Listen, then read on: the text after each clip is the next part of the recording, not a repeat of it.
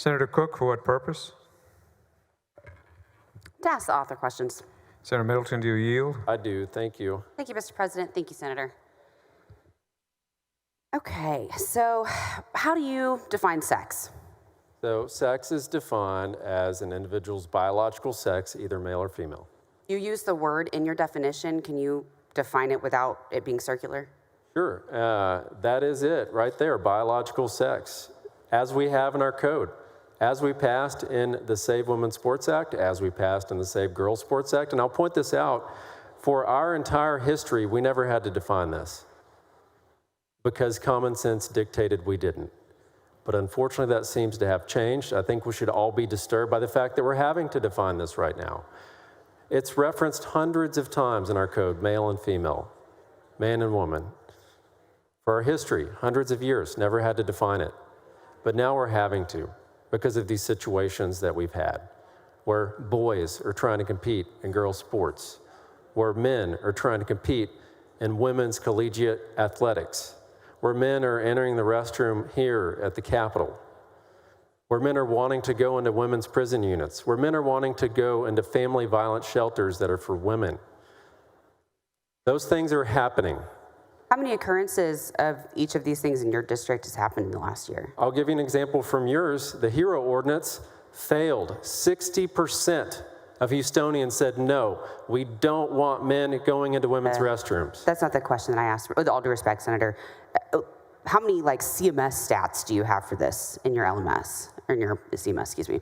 Common sense. Common sense. I just want to note for everybody listening, we were unable just now to define sex without using the word sex. That is a poor definition. It's circular. It's not, you're having trouble defining sex because sex is difficult to define. How do you define gender? So it's biological sex. We're not recognizing gender. Why would there be two different words if biological sex and gender are the exact same concept? What's on your birth certificate? How do you define gender, Senator?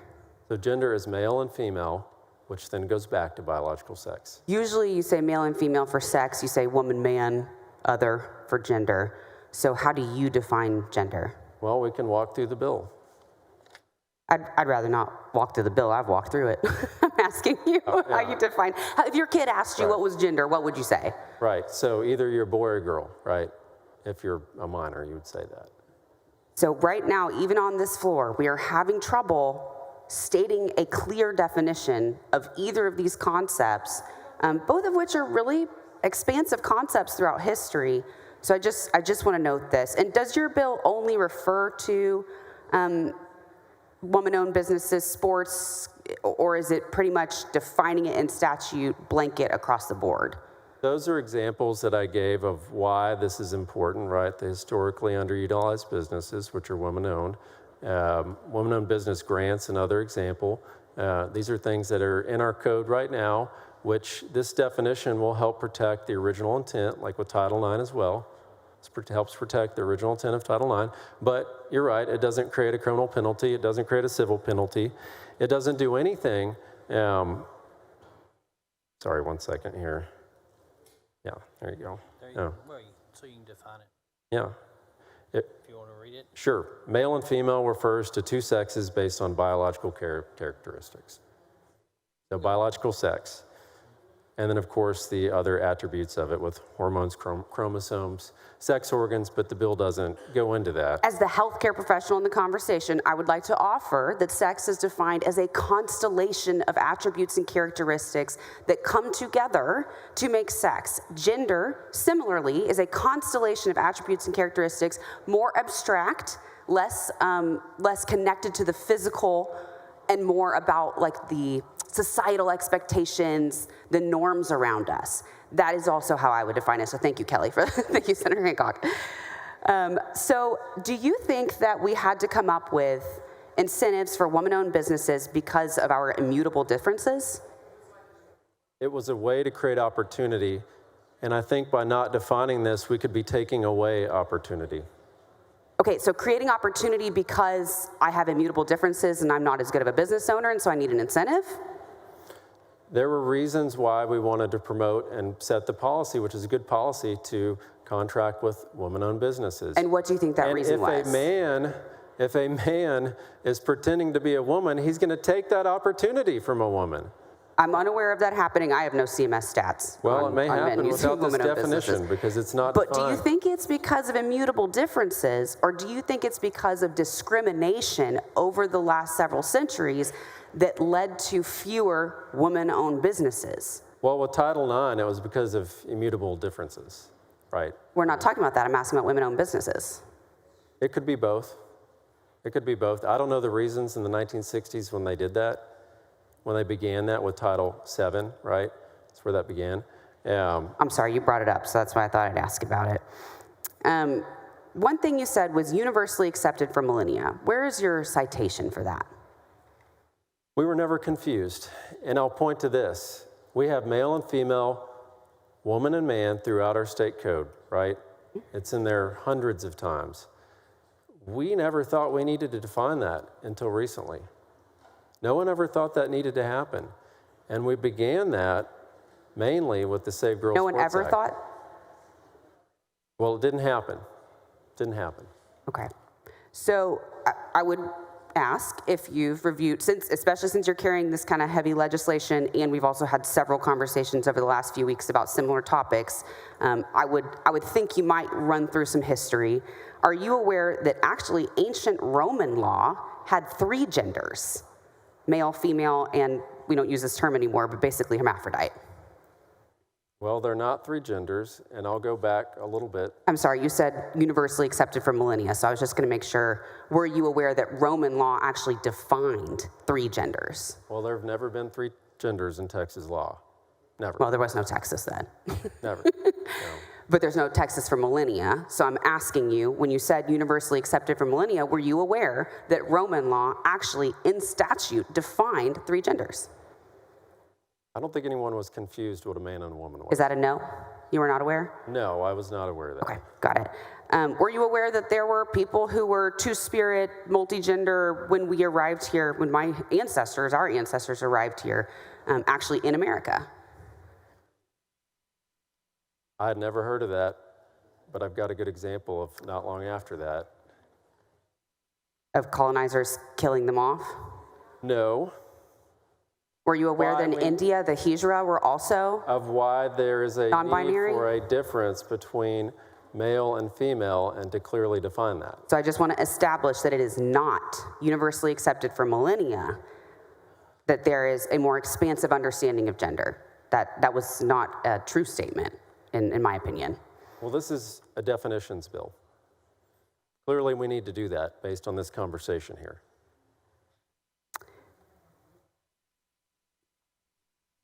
So, you carried a bill earlier this session about bathrooms and gender, and you stated on the microphone that Odessa had passed an ordinance doing that as well, that had been struck down. You were also not aware of that at the time. Are you aware of any other states that have passed laws similar to this, strictly defining gender as a Approximately binary? 16 states have passed some version of this, not exactly. Obviously, it depends on each state. Are you aware that Montana's has already been struck down? I think Montana's was drafted differently than this. It's not very much different. SB 458. So were you aware that it had been struck down already, though? No, Montana's, no. I'm not aware of that case. Okay. I just want to read a statement and ask what your reaction is from the judge who wrote the district court judge who gave the ruling. Sorry, it's so late. Under SB 458's definitions, female and male, cisgender people, or those whose gender identity conforms with their biological sex assigned at birth, are still protected by Montana's anti-discrimination laws. But those who do not fit squarely into either category, transgender, intersex, two-spirit individuals, are no longer protected, the court said. Put another way, SB 458 now leaves a gap in protection against sex discrimination for individuals whose gender identities do not align with their biological sex. As such, interest would be permitting sex discrimination towards a minority population in violation of the policy of the state of Montana. Have you read any of this, or are you aware of these opinions? Well, I'll point this out. Since October, The policy of the state of Texas has been you can't change the sex in your driver's license or your birth certificate. That almost has nothing to do with what I just That is asked. Governor Abbott's, well, that's Montana, this is Texas. You're talking about Montana anti-discrimination We have the laws? same federal I don't know constitution. what those are. I don't know what those laws are you're referring to in Montana, because there's a Montana judge, you said. I don't know if that's state or federal, but their laws are different than ours. And I know in Texas, we've had this since October, and it has not been struck down. An executive order, which is not law, or it's not a legislated law, It's right? a directive to agencies. It's a directive to agencies. This would be law. The judge also went on to write, when the legislature thrusts itself into this protected zone of individual privacy, which is one of my highest values, privacy and freedom, under the guise of protecting patients' health, but in reality does so because of prevailing political ideology and the unrelenting pressure from individuals and organizations promoting their own beliefs and values, the state is not only infringing on personal autonomy, again, huge value of mine, it is as well intellectually and morally indefensible. By restricting the definition of sex in a manner which interferes with even that of a doctor and patient's definition, SB 458, the law in Montana, Bella, Montana, prohibits the individualized care and exercise of professional medical judgment, which should be afforded to the individual in violation of the right to privacy. Goes on to say that if you're, basically if you're discriminating against a minority class, it doesn't matter how small that minority class is or how despised by some members of our society that minority class is, they are still protected by our Constitution. And in my opinion, and I assume yours, they are still loved by our God. So how is this bill? How is this bill serving us? It's defining biological sex, Senator. So we already Most know. common sense thing that there is. It's sad we're having to do it. It is. We shouldn't have to do this. We don't have to. You can pull the bill down. Well, I'm not going to do that. We've had other legislation as well, that didn't pass the House on birth certificates. Obviously, you referred to the Women's Privacy Act. That didn't either. On April 10th of this year, there we go, you voted yes on Senate Bill 1059 by our dear friend, Senator Tam Parker. That bill said that if a city charter amendment is incongruent with the state constitution, you can't do it. You're not allowed to do it, right? Even if a grassroots group wants to put it together, you can't do it. You voted yes on that bill. So I know that you believe in efficiency of government, that we shouldn't just throw out laws that are unconstitutional. So why, when you look around the landscape, Odessa shut down your bathroom bill, Montana shut down this bill, why are you proposing unconstitutional legislation? It's definitely not unconstitutional. We're already doing this on birth certificates and driver's licenses in this state. We're already doing it with the Save Women's Sports Act. You have to play sports according to your biological sex. I passed that last session, and there has not been a challenge, and it is law. You know why? Because it's constitutional. So just because we've been doing something certainly doesn't mean it's constitutional, right? That has to make its way through the court system. And I understand that the talking point is mainly about sports, but this is not about sports. This is very broad and sweeping legislation that erases the existence of anybody that doesn't conform to your definition of gender and sex. Do you agree with that? It doesn't erase anyone's gender. It doesn't erase anyone's life. It doesn't take away anything from anyone. All this bill does is it defines biological sex. That's all it does. The judge that struck down SB 458 in Montana said that not only does that bill not quite work for some residents, it completely closes them out of aspects of the state, violating the Equal Protections Clause of the Montana Constitution. It's got some similar stuff in Texas, which guarantees equal treatment to people in the same circumstances. So by declaring as a matter of law that a human being can only be exactly one of two sexes, it explicitly excludes the two plaintiffs in the case from the definition of human beings. Do you want to be on the books as closing out up to 2% of the population from being human beings? Oh, it's not 2%. This is Department of State Health Services right here. Give you an example, in 2019, 6 out of 377,000 births, that's 0.000158. So they're 99.9984% that this bill clearly defines. There is a conversation to be had about exactly how to define These are single intersex, digits right here. depending on which kind of things occur at birth and that so sort of that thing. your number's wrong With all on due respect, the percentages. smaller the population, Senator, the less we need this bill. Do you agree? Common sense, and it's the right thing to do. Is it a super small population or is it a big problem? Well, defining sex is important. We have people pretending to be the opposite sex. This is a different statistic than people that are pretending to be the opposite sex, and that is happening. I wish that if you were going to write legislation like this, you'd be prepared for real debate. But have you heard, I know that Senator Menendez talked about Swire syndrome. Are you familiar with Turner syndrome? I've heard of that. You know what it is? I believe there's a famous actress that has that.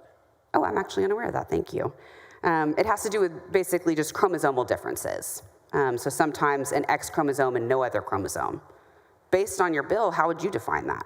Male or female? Well, that's pretty simple right here. You have to enter sex on your birth certificate. And if you're ever going to change it, you have to get a letter from a hospital or a medical facility at birth identifying the error made and explaining why the correction is needed. Is it simple or did you not answer the question? Process, that's it. That's the process. So would somebody with Turner syndrome with one X and nothing else be male or female? It could be determined by a doctor later. By a doctor, not by the legislature, It could be.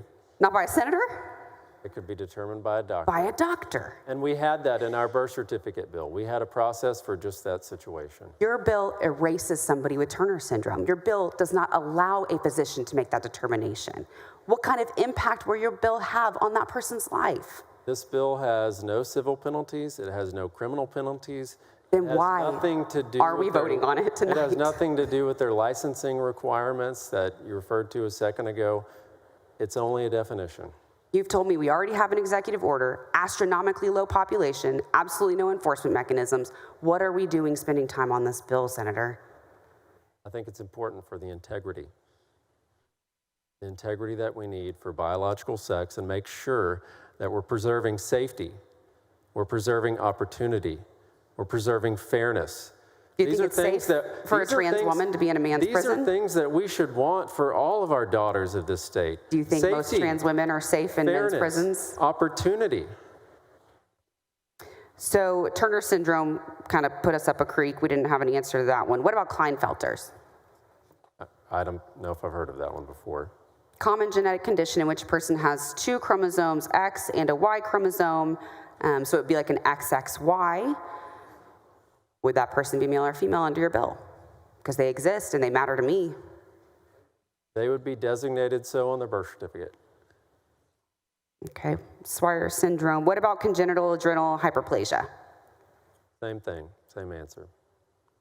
Which would also go in their driver's license eventually. At some point, though, the binary breaks down.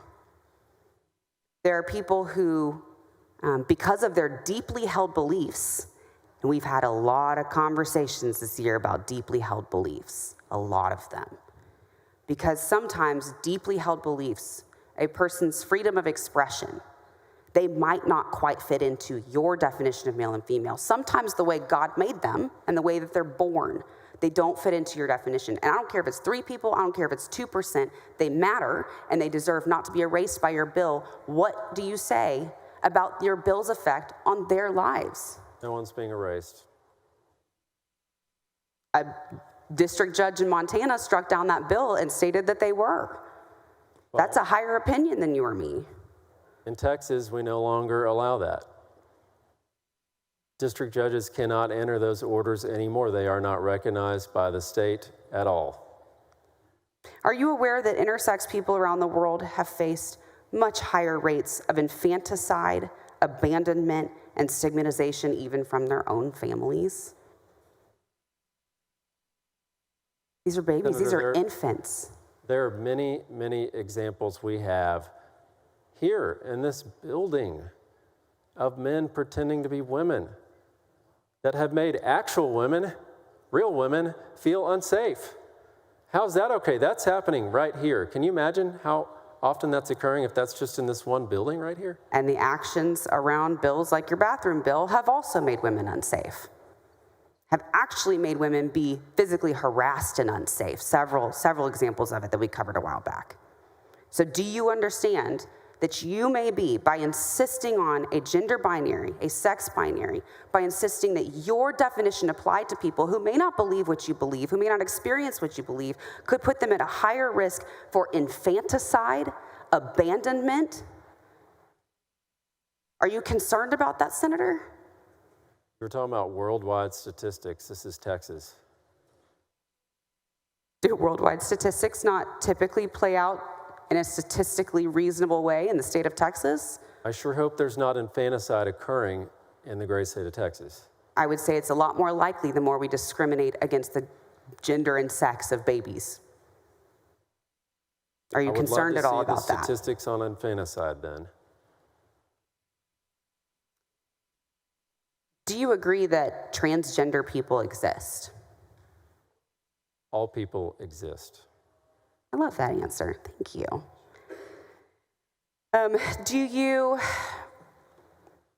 I guess you've told me one question is that your intent to erase non-binary and two-spirit people, but it sounds like that's not your intent. It's an unintended consequence potentially of your bill. The bill has no penalties. The bill doesn't make anyone do anything. The bill doesn't prevent anyone from playing sports or being part of a team or signing up for a club that's dedicated to sex, like a women's business organization. It doesn't prevent anyone from doing anything at all. There are no penalties associated with it. It's just common sense definitions. Doesn't prevent anyone from doing anything, astronomically low population, already have an executive order, don't have any enforcement. I'm just having trouble understanding why we're spending time on this bill. But do you believe that sex should be, back to sex definition, we struggled with that earlier. Do you believe that sex should be defined based on someone's ability to reproduce? Not necessarily, because you may not have the ability to reproduce. Totally. Because you need to make sure that you cover those situations where someone is infertile, of course, where someone can't have children.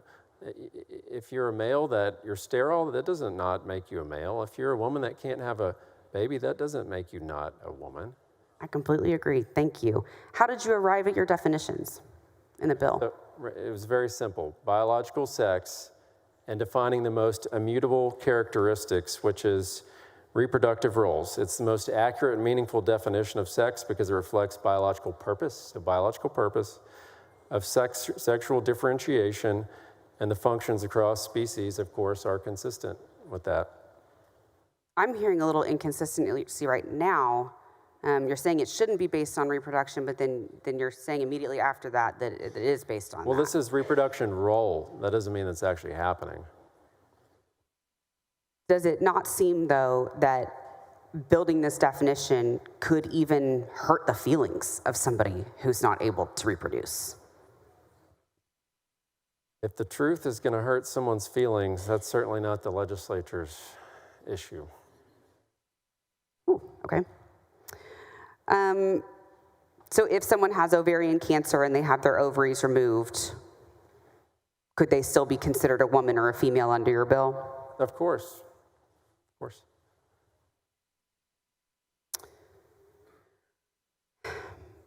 I guess I just want to know one more time, because I don't think you answered. How did you arrive at these definitions? Members, this is not a debatable motion. I've been watching for 20, 25 minutes. You have plenty of time on the floor. This has been called before. No one's called it yet. But the suspension of the regular order of business is not a debatable motion. It's to ask questions about the bill. He's asked those questions about the bill over and over and over. It's not a debatable motion. I want to be polite to you, but it's 1 o'clock in the morning, and we're not going to have a debate on this for the next 2 hours. Let me ask. And we have other people who want to also ask questions about the bill. Okay. I had asked originally how he arrived at the definitions, and I don't feel like he answered. Is it okay if I just ask that one more time? You may ask it one more time. Thank you, Mr. President. So how did you derive these definitions? Where'd you get them from? The House author, of course, wrote them, which I'm very grateful for. She's over here for doing that. But she arrived at that through common sense. Arrived at it through common sense. That's how, biological sex, it's really simple. That's not a hard concept. Do you It's not a trick question. What is woman is not a trick question. Since you said earlier that sometimes it may come down to a physician needing to be involved in that, do you think it's really fair to say very that we only limited- need common sense to write the definition of sex and gender? So for the 6 out of 377,000, yes, maybe, but that's 0.0001. Sorry, I missed a zero in there. Well, there's one more. Okay, well, I don't want to take all of our time up tonight. I want to let other folks ask questions. Deeply, deeply concerned, Senator. Thank you so much for taking the time to answer my questions. Thank you. And Senator Cook, you're always extremely polite and extremely nice, but it's not a debatable motion. But we gave you plenty of time. Thank you.